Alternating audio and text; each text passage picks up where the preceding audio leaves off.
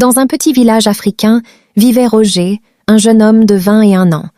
Orphelin de père, il vivait seul avec sa mère, une femme courageuse qui travaillait dur dans les champs pour subvenir à leurs besoins. Roger avait un grand rêve, réussir à l'école. Mais la vie ne lui faisait pas de cadeaux.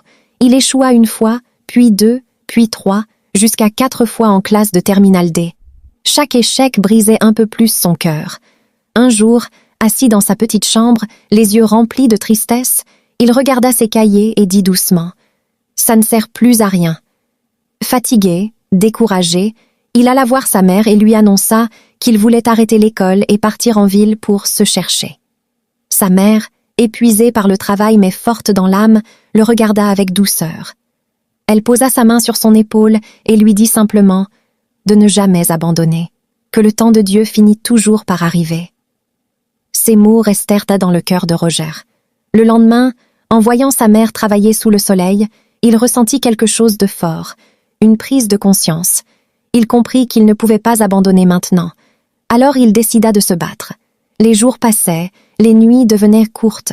Roger étudiait sans relâche, malgré la fatigue, malgré le doute.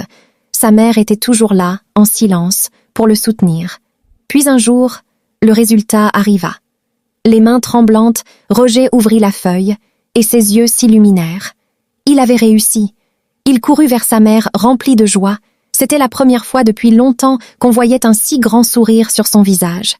Les années passèrent. Roger devint un grand ingénieur respecté en ville. Bien habillé, confiant, il travaillait sur de grands projets et inspirait les autres. Mais malgré son succès, il n'oublia jamais d'où il venait. Un jour, il retourna au village. Face à sa mère, il s'agenouilla, les yeux remplis d'émotion, et la remercia pour tout ce qu'elle avait fait pour lui. Pour ses conseils, pour sa patience, pour son amour. Sa mère sourit, fière et apaisée.